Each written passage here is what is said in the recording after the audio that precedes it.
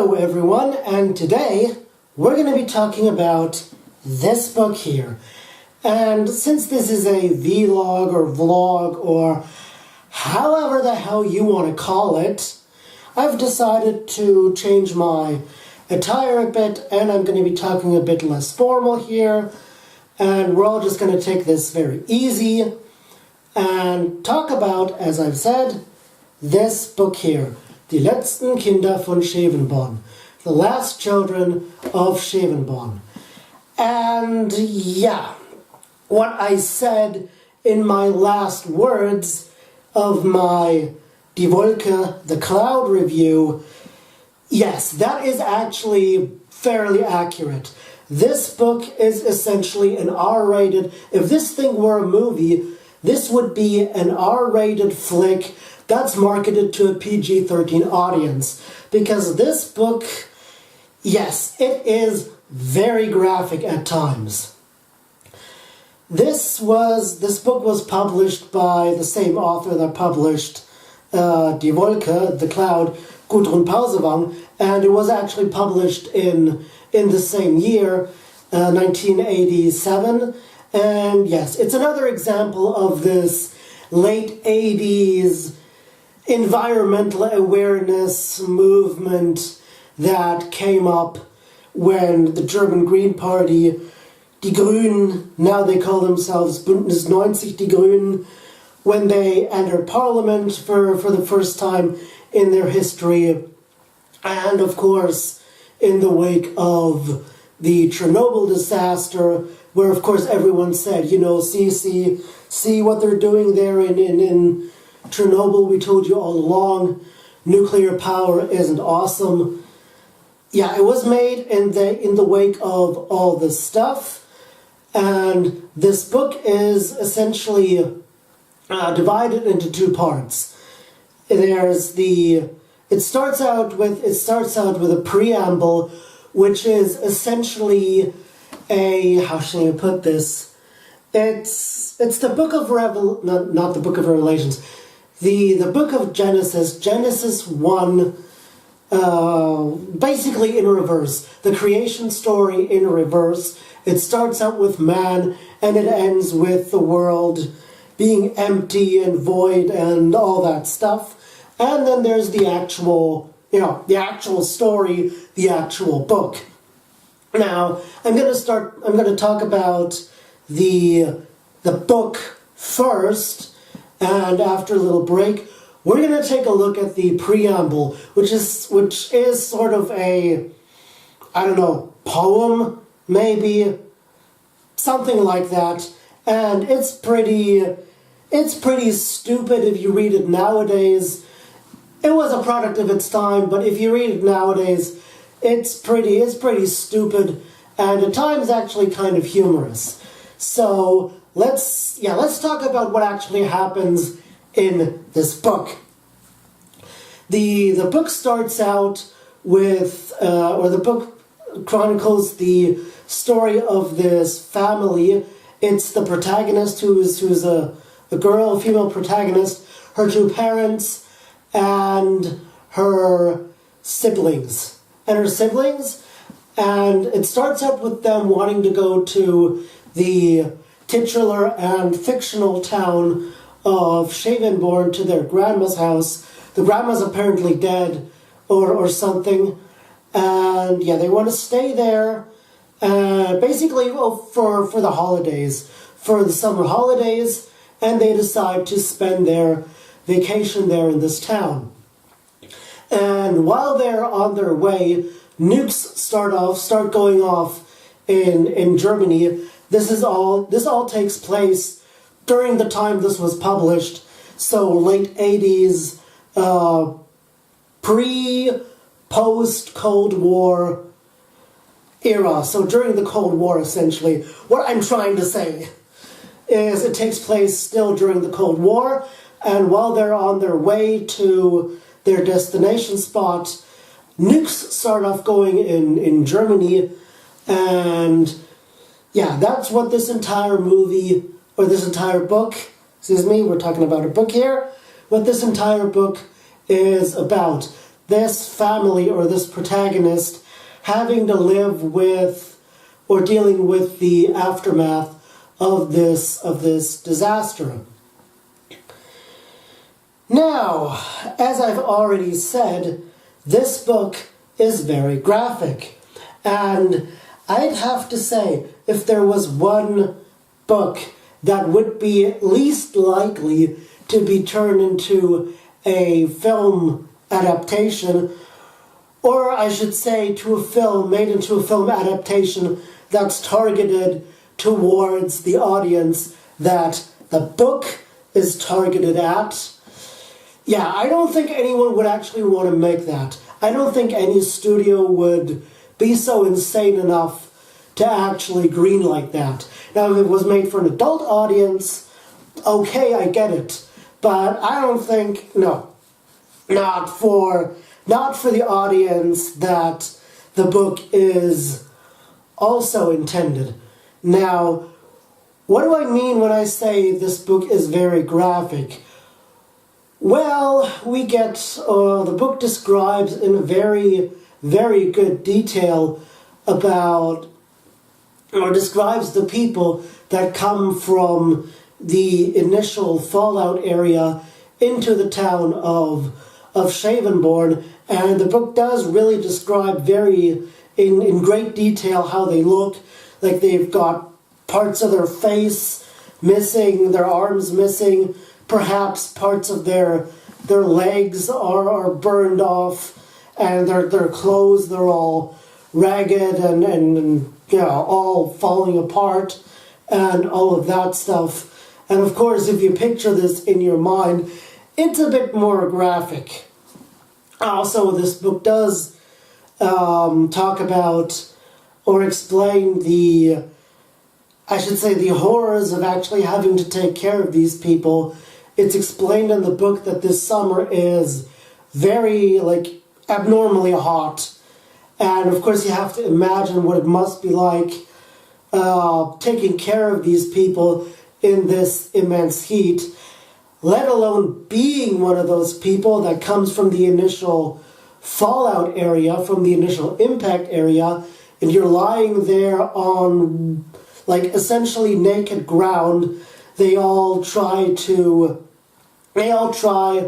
take care of these survivors in a school, something, or in a school ground, in the recess sort of ground, you know what I mean? And it must be even harder if you're actually lying there, with your face burned or something in the searing sun, constantly asking for water.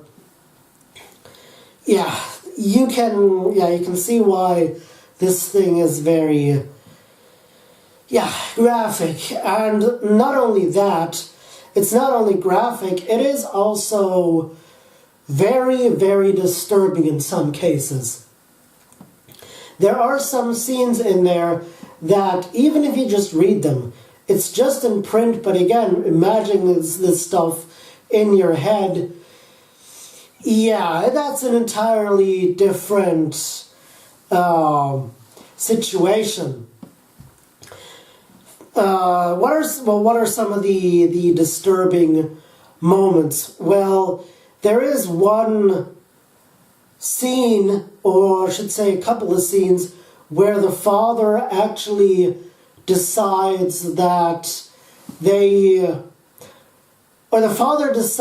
somehow come up with the idea that, oh, well, maybe the place where we live, which is Bonamez or Bonams, or however you want to put it, it's a part in Berlin, and they think that, well, maybe that part wasn't hit as hard, and so the father then has the idea of taking the family with them and then going out to that area to see if there's actually still anything there, or if their house is even there. And when they get there, there is essentially nothing, and there's this wonderful scene, if you read it, and you have to picture this in your head as essentially like a film reel while you're watching this. They reach the place where their home is or used to be. The father then scrapes away part of the dust, part of the ashes, and then he sees like a town sign or something, like a sign that basically says, Bonames or Bonams or however you pronounce that. And it's clear that, you can almost hear in your head this sort of boom, this stinger, this boom stinger of clarity that their house, like their part of Berlin, is gone, and there's nothing left for them there. Another disturbing scene, which again, you have to picture this in your head as like a film reel, and that's one of the things that would actually work very well in a film adaptation. There's a scene where a guy, we don't know the name, we just know he's some guy that takes his car and drives around in Schewenborn, drives around with it while having the radio going, and the book describes how, like, the mom is actually now very happy, very enthused to hear all those songs again. They're all songs from like the 70s or the 80s. There's one song mentioned was Genghis Khan or Genghis Khan. It's a German like Schlager song. You can look that up if you want. And it describes how this guy is like spinning the car around in like a circle or something. And then after a while, he drives towards a tree and essentially commits suicide. Again, this is something you actually have to picture in your mind as a film reel in order to actually have the sort of desired effect of disturbance, I'll say. But yeah, as I said, this is one of the scenes that would actually go over very well in a movie. But as you would imagine with this kind of content, I don't think anyone would actually want to make it. And the most disturbing scene is when the mom is pregnant, by the way, during this entire, up until that scene that I'm about to mention. The mom is pregnant at that time. And by that time, they're all already exposed to the radiation, which I guess has come from, they mentioned that Fulda is like the nearest larger town that was hit. Of course, the radiation now comes towards them, and now they're being poisoned as well. And the mom is pregnant during this entire thing. And there's this really disturbing scene where the mom gives birth, and she essentially gives birth to like a disfigured girl. Like the kind of kids, I mean, if you've taken, or if you've looked at images from kids from Chernobyl, how they're deformed, the kind of deformities that they have, or I should say had, it's essentially the same thing here, only this time we're talking about like a small little infant, and it describes how they essentially kill the kid. They take the baby and they basically have to, well, I guess they have to kill it in a way. In a way, it's kind of mercy killing, you could say. But yeah, that is pretty much the most disturbing scene in this entire book. And yeah. So, well, how does this entire thing end? Well, the book basically ends by the main character telling us that radiation has essentially caught up with her and she's losing all her hair, one of her mom has died, and one of her siblings has died. I think it's the older sister, or like the older one of the two younger sisters. The protagonist, she's like the oldest kid in the bunch, like the oldest younger little sister has died, and the protagonist talks about how slowly the hair is starting to, how she herself now is slowly starting to lose her hair, and how most of the initial affected have died, and how there's still some children left, and that's what the title of the book hints at, The Last Children of Schewenborn. That's what the protagonist describes in the last few paragraphs, or the last chapter of the book, describes how some vegetation is already coming through in the infected or radiated areas, the poisoned areas, just the really, really tough stuff is starting to sprout again, and wild boars have started to infect the area, and they're now trying to hunt them for sustenance, even though, yeah, but I guess by the point, if you're already poisoned, if you're already hit with nuclear radiation, I don't think it matters if you eat wild boars that are also infected with radiation.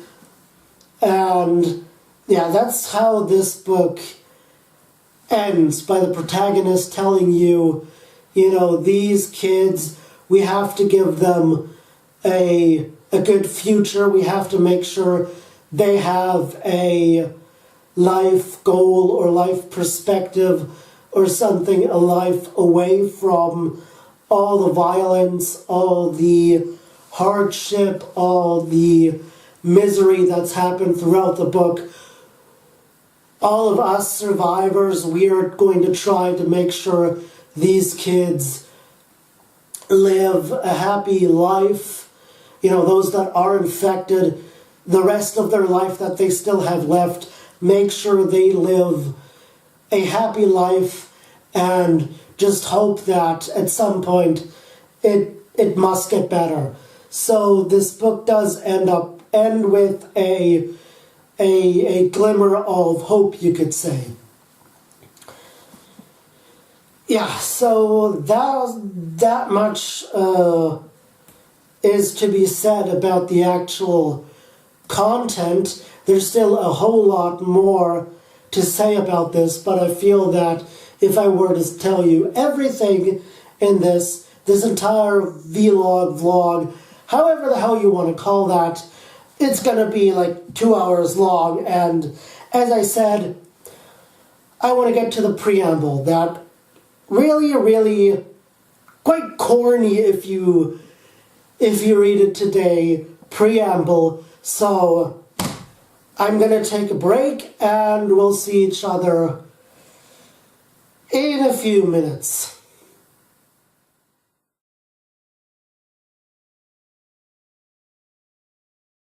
So, I'm back from my break, and now we're going to talk about that preamble I mentioned earlier. Now, the preamble wasn't written by Pausewang herself. It was written by another guy called Jörg Zink, and it's this preamble is an excerpt from his work Die Welt hat doch eine Zukunft. That's the title. The world still does have a future. That's it. And as I've mentioned, it's essentially a sort of quasi-poem, and yeah, it's basically the creation story in reverse. So yeah, it starts out, the first paragraph starts out with man, and how man is wants to do away with God, and, since man has to believe, rather than having a desire to understand, has to believe in something, he believes in himself and the stock market and all the worldly things of this world and all of that. Now, the problem with this is, ever since this was published, a few things have happened. For example, we know that the less religious a society is, you could say the more successful it is. I mean, if you look at countries like Sweden or Norway or Denmark or the Netherlands or Japan or South Korea or, pretty much all other European countries that have, where half of the people describe themselves as either having no religion or not belonging to any specific, let's say, denomination of Christianity, those countries, they're all they're all in the top 10 of every topic, education, health, government, administration, all those things. They have the lowest murder rates, they have the lowest suicide rates, the lowest divorce rates, that sort of stuff. So it's not like once we do away with God or something that everything goes to shit, as the preamble, I guess, is trying to say. I assume that's what Mr. Zink here is trying to tell us. It's actually the opposite. The less religious a country is, the more successful it is, you could say. The next few paragraphs talk about how man is polluting the earth and how we're just destroying the planet. And again, it was written in the wake of Chernobyl, in the wake of the Green Party in Germany moving into parliament, or getting into parliament for the first time in their history. And if you read it nowadays, it's kind of corny, because some of the things that you'll immediately retort with is, that's because countries are spending billions, if not trillions of dollars or euros in, say, renewable energy sources or more efficient ways to run cars, to run planes, to, develop ways that we're not so dependent on fossil fuels anymore. And there's this one paragraph, it's like day 3, where it talks about humans manipulating the weather. And that's the thing where you're kind of going, it's kind of corny and kind of stupid, but in a way, it's also kind of cute. I mean, it talks about how people used computers to manipulate the weather, and if anything, that paragraph or that day, it reminds me of a scene in Buffy the Vampire Slayer. In the episode I, Robot You, Jane, from, I think it's, correct me if I'm wrong about this, I think it's season 1, might have been season 2, I can't remember. But there's a scene where Giles essentially says, well, if this demon that we're trying to hunt, if that's a viral thing now, can't we just infect the computer with a virus and then be done with it? It's the same ignorance and naivete towards computer technology. As I've said, written in the wake of Chernobyl, computers or home computers, PCs, personal computers, that stuff didn't even exist yet. So, yeah, people have no idea of how computers actually work, how computer viruses actually work. In a way, it's kind of cute if you read it nowadays.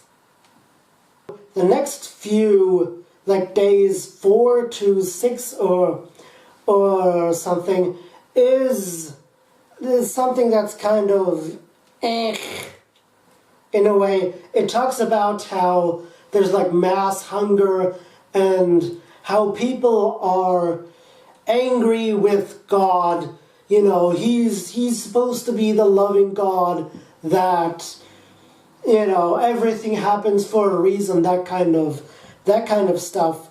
But again, as I've said with regards to the first day, if you just look at the statistics, especially in Western Europe, more and more people are saying they have no religion or don't belong to any specific denomination at all.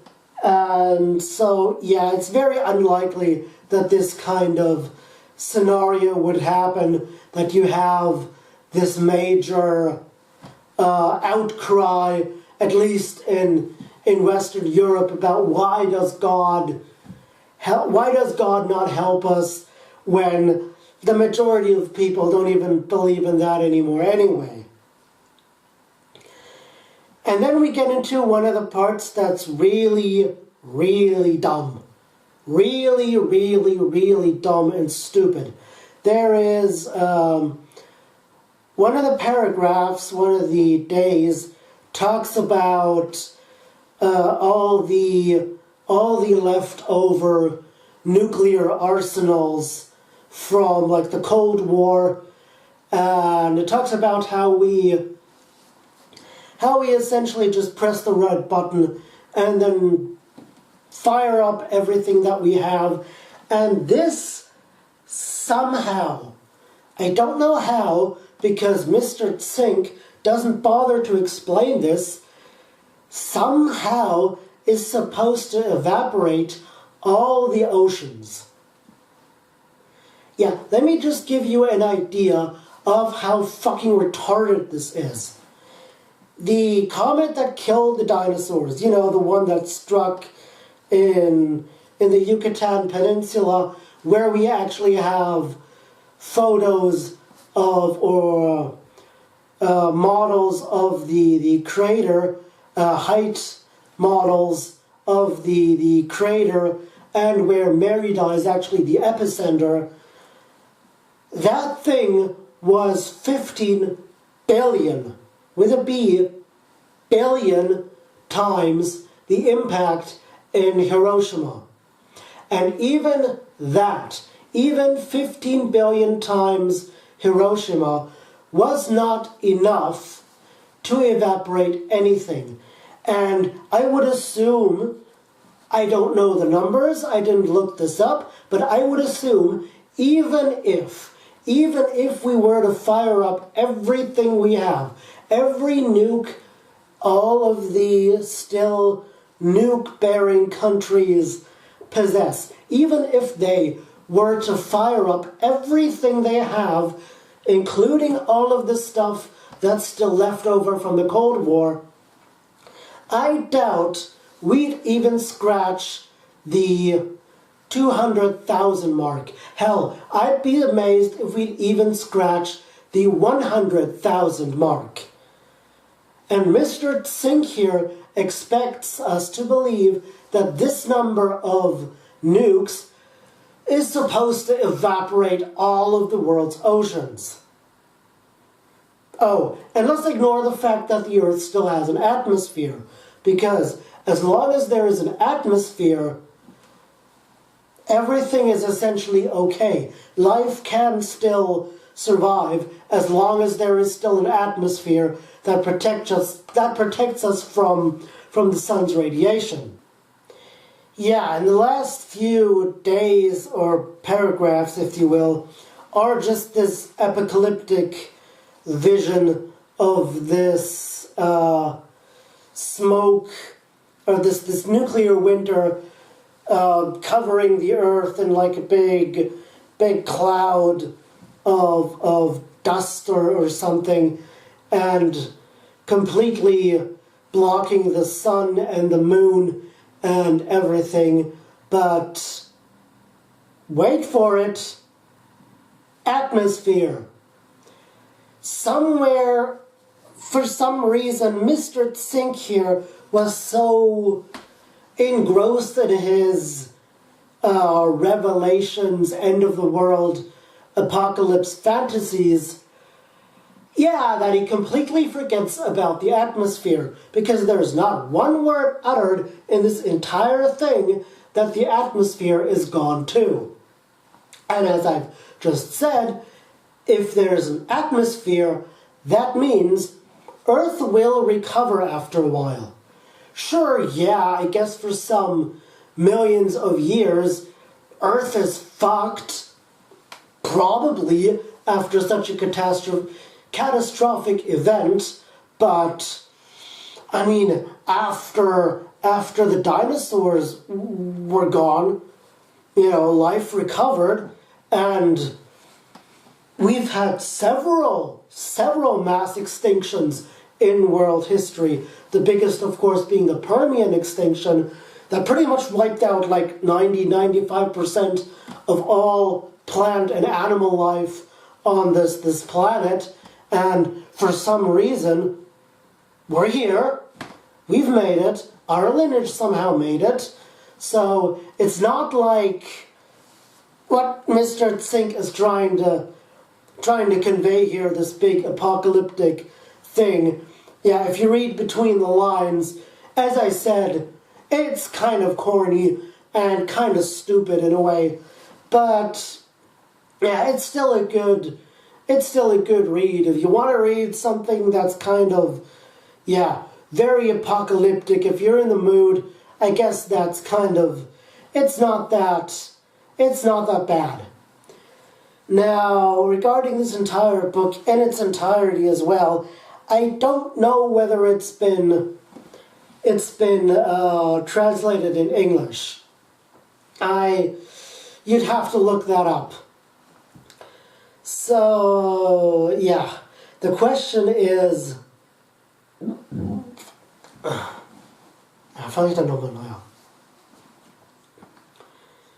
so, regarding this book, as a whole thing, and the actual story, the actual book thing, is it good or is it bad? Well, for your information, I did not read this prior to making this vlog, or vlog, or whatever the hell you call it. I'm just gonna call it vlog. That's simple, so everyone knows what we're talking about. Vlog. I did not read this book prior to making this review. The last time I read this book was in, I believe it was in 7th or 8th grade. And that was 10 years ago. I still remember some of the most crucial things that happen in this book, even 10 years later.